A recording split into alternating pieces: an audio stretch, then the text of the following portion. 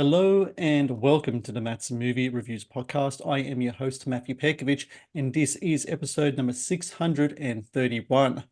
Releasing September 13 in theaters across the US is Am I Racist? A documentary in which conservative commentator Matt Walsh swiftly and entertainingly exposes the race industry for the crazy charlatan grift that it is. And joining me now is the director of Am I Racist, Mr. Justin Folk. Justin, how are you today? I'm well. Thank you, Matt. Thanks for having me on, and thanks for covering this film. Appreciate it.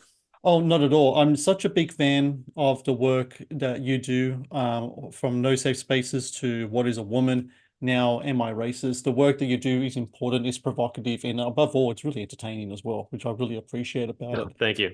Appreciate it. And the thing about this movie, though, Am I Racist, is that you're following up What is a Woman? In my opinion, the best movie of that year.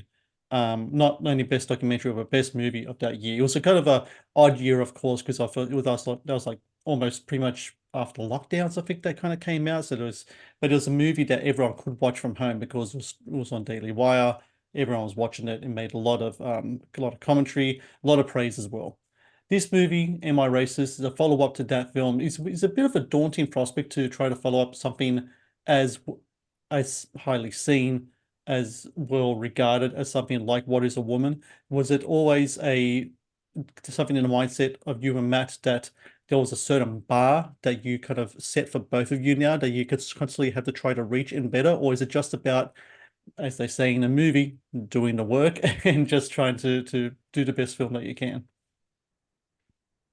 Yeah, it's always tough coming out with a follow-up or a sophomore effort or whatever you want to call it. And I think we knew that if we were going to do a film that it had to exceed expectations in terms of expectations and in terms of just the approach. We didn't want to just make a sequel. We didn't want to Mm. make What is a Woman Part Two, this time on the issue of race or something like that. We wanted to do something a little different, a little bolder, a little bigger. And this is what we decided to do. And so we leaned much more into the comedy. We felt like the topic, of course, we wanted to choose another topic that is very divisive in society and really examine it. But we felt like with this particular topic, because there is so much tension around race, we thought, hey, comedy might be the way to go here, because if people can laugh, at least it opens them up to the ideas that we want to try to get across.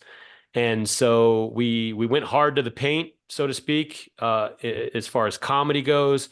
And we're really proud of this film. We think that it's a very funny film, but a funny film about a very serious topic. Hmm. And so, yeah, we didn't want to make the same film twice.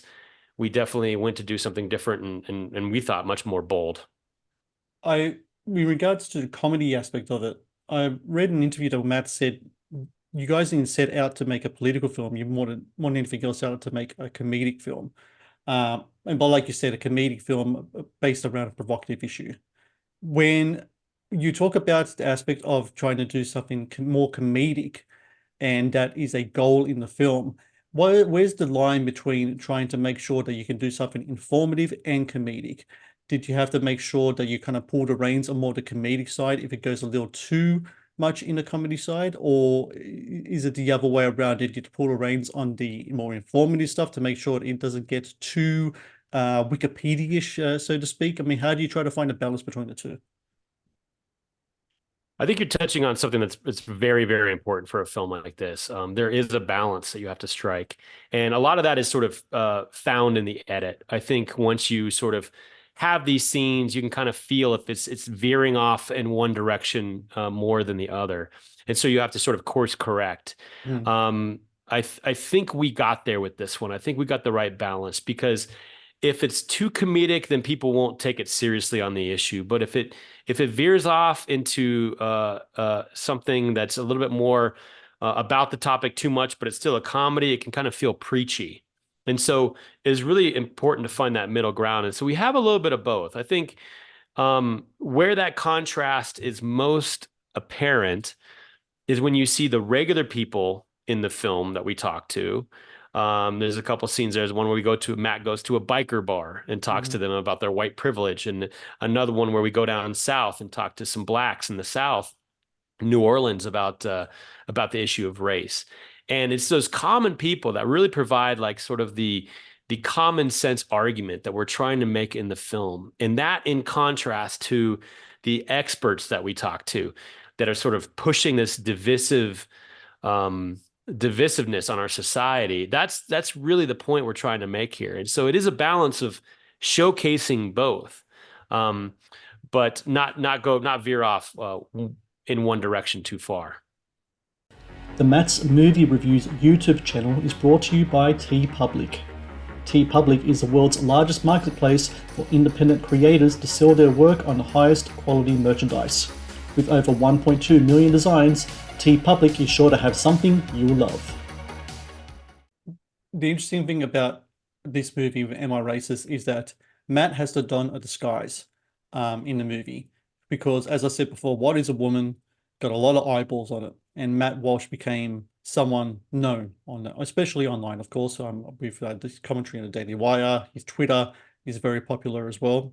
How soon into the process of making this did you have to realize that this was something we had to do, not only in a comedic sense, because it's very much, he's playing up a caricature of the DEI expert with the ponytail and the skinny jeans and all that stuff, which I find funny because he keeps the two things that Matt is known for, the glasses and the beard, and it's kind of like when Superman puts on his glasses and his Clark Kent, you're trying to figure out how do people not know this is Superman, but I digress. Yeah. How soon did you realize that this is something you had to do because a lot of people had their eyeballs on that for a long time now? And also, or was it a thing where regardless of that, this was always going to be something that's going to have to be used anyway in the film just to have this other character be able to go into the choppy waters of the DEI ocean and try to master those waves? Well, that's an excellent question, and it could only come from a film critic, someone who knows the challenges of story, but also the practical sort of ramifications of what it takes to go out and make a film. And so, to answer your question, right off the bat, very, very early is when we realized that we had to do something different with Matt's look. You're right. What is a Woman really put him out there in a public that none of us really anticipated, but Matt became very, very famous very, very quickly. And so we knew that we would have to change our approach a little bit for this one. And so we actually sort of instituted it into the story itself. And it became part of a story point, a very important story point for us in that journey, Matt's journey into DEI. So great question, getting into the nuts and bolts. But yeah, very, very early on is when we knew that we had to do something fun and different with Matt. And of course, the contrast, if you know who Matt is, it's very funny if you're a fan of Matt Walsh to see him, this sort of alter ego that's completely opposite from his real life persona. What's the timeline wise with Am I Racist to Lady Ballers? Because in Lady Ballers, Matt kind of similar disguise in his portrayal of his character as a very kind of effeminate kind of character with a ponytail and such as well. Because I understand that same wig was used between the two, but which movie donned the wig first? I was curious about that. No, that's a good question. Another inside baseball, but actually, it's the same. It's a different wig. That was our backup wig, just to clarify. But originally, we were planning on having "Am I Racist" come out first. Okay. Things changed. We decided to make some changes to the film, go out and shoot a few more scenes, and the timelines on those two films switched, and so Lady Ballers ended up coming out first. So what was originally envisioned to be sort of a kind of a nod to our movie has now become a nod to that movie. But the character originated with our story. I think the characters are there is some slight differences there. It's a very similar look, and but I do think that I do know that fans enjoy seeing Matt sort of in that role in both cases. I love it because as anyone who's followed Matt and known, Matt's persona or his character, I don't know him personally, but I feel like you kind of know him because he's been online for such a long time. Just to see him kind of in that role is just so incredibly funny because it just goes against every fiber of being of who he is as a man. And I just Yeah. absolutely love that. Is that something you had fun with as well? Just watching Matt like going through the motions as this alter ego, which I'm sure, Oh yeah. watching like you and your crew just watching him do that, that would have been just a hilarious kind of experience every day. It's it's absolutely a delight to watch. And I'll point out when it comes to being able to do that, and this is really sort of the genius of Matt Walsh, he has to completely understand the other side to inhabit a character like that. He needs to speak their language. He needs to know how they think. He needs to know what their arguments are for him to go there. And actually, he does it so well that in some ways he plays a character with that sort of ideology better than maybe even some of these people in real life. Mm. And so it's a real testament to Matt's skill that he can inhabit a character that's basically the polar opposite of who he is in real life and understand it through and through and be able to kind of deliver that on screen in such an entertaining and funny way. So credit to him for essentially doing his homework and really understanding, uh, how these people think before he inhabited the character.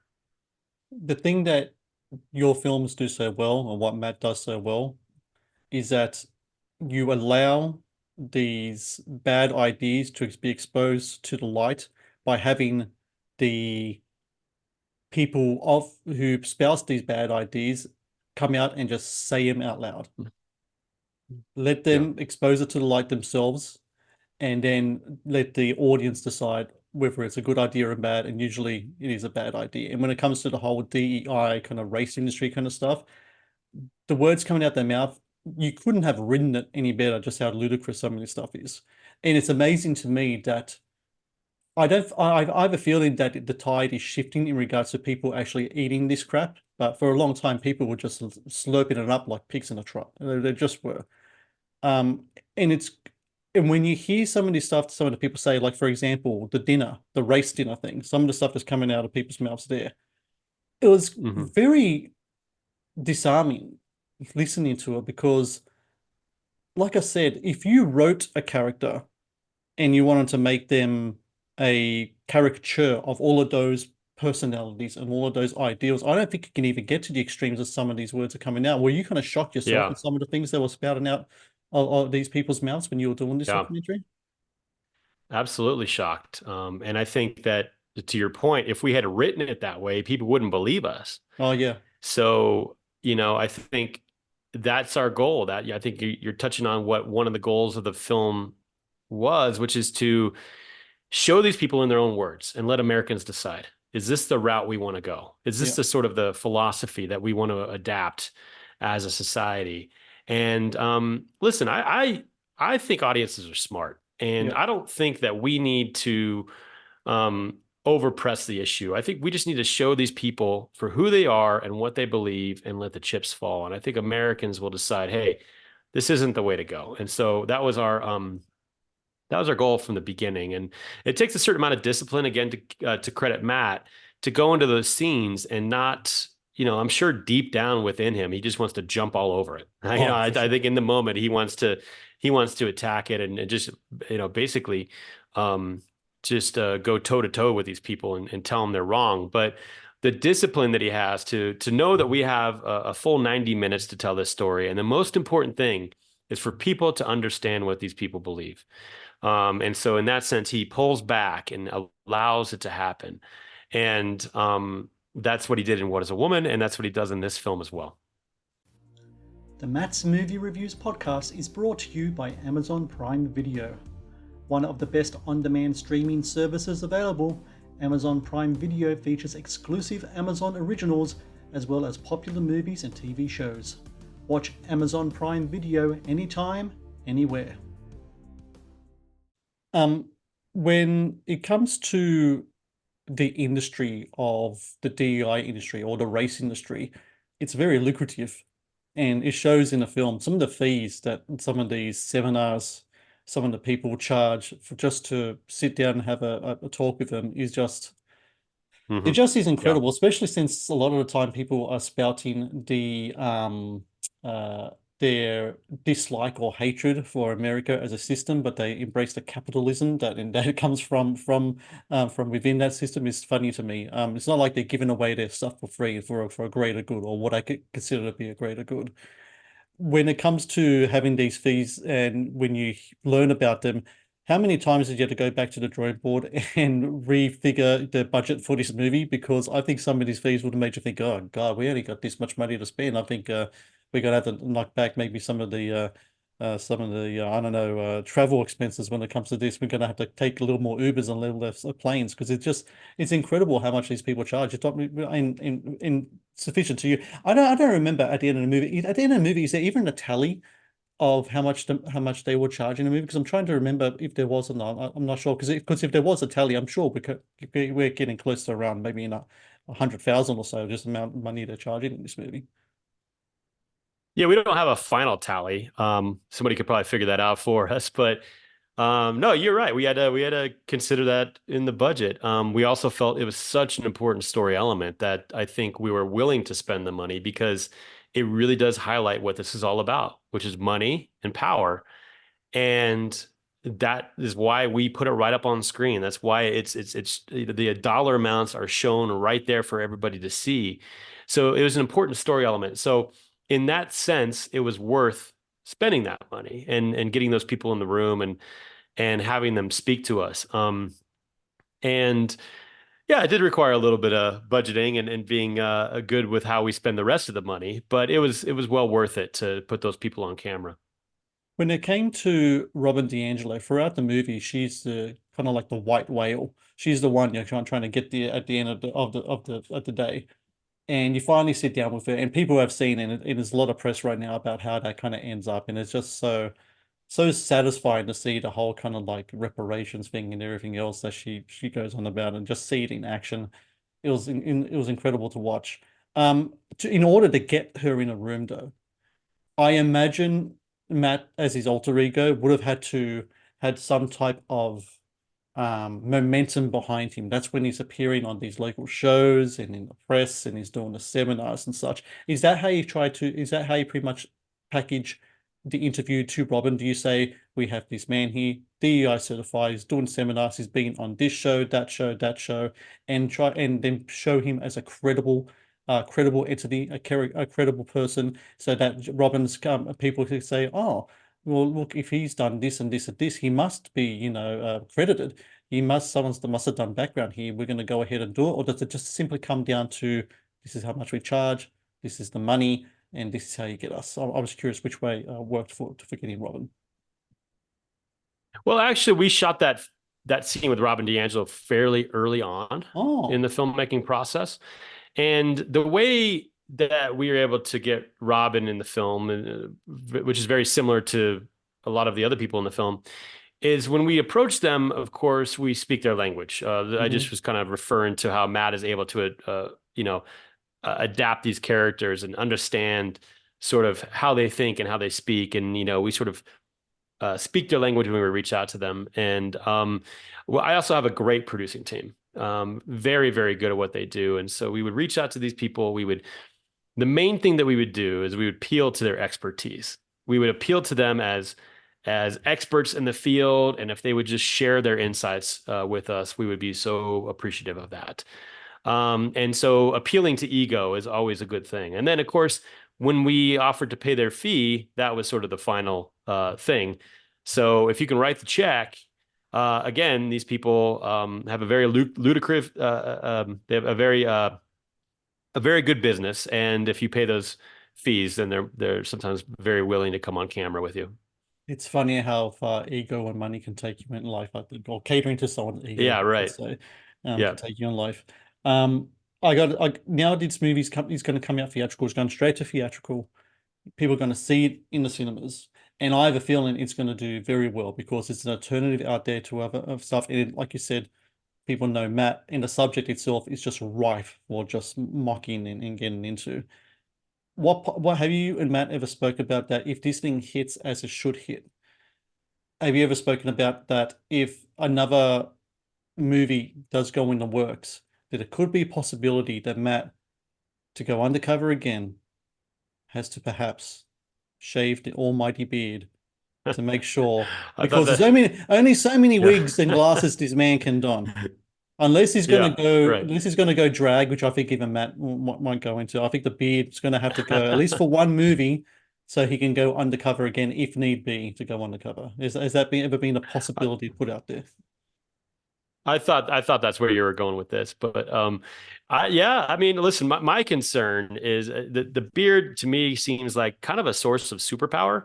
Like Oh, like a it's almost Samson like kind of thing? Samson Yeah. getting his hair cut. Like if that beard was to be removed, would Matt still have the same powers that he seems to have? But I think you're right. I think there will be new challenges that we'll have to face in the aftermath of this one, and but frankly, I think that's a great thing. I think that means that our messages are getting out, and we have to kind of keep coming up with creative and innovative ideas to keep doing what we're doing. But that's what the creative process is all about, and it's very rewarding when people get to see the film. And I will say, listen, maybe even more so than What Is a Woman. What Is a Woman did not come into theaters, but this movie in particular, Am I Racist, is the type of film that you really want to be in a theater with other people to see. And that's why I encourage people to get their tickets and sit there in a theater, because comedy is so immersive, like it's so contagious, and to be in that theater with people is a different experience than watching it at home, with the dog barking and the kids distracting you. So I would highly encourage people to get tickets to go see it this weekend and really enjoy sitting in a group of people. And it's funnier, it's more uncomfortable. It's just everything you want a film going experience to be if you get to see it in person. So And I highly recommend that as well. September 13 in theaters across the US. Am I Racist? Go out there, do the work, go on the journey, watch this that's film. right. And yeah, and Do the work. Justin, I just want to say thank you so very much for your time today. Thank you for your movies. I'm such a big fan of your work, and I can't wait to see, what comes after this, because I think this is going to hit really big for yourself and Matt. And so congratulations to you both, and I wish you Thanks. nothing but I the success I for this. really appreciate that. Thank you so much, Matthew. I look forward to your review. I can't wait to read it. So thanks so much for having me on. Thank you for watching the Matt's Movie Reviews channel. Please subscribe for more reviews, podcast interviews, and exclusive content.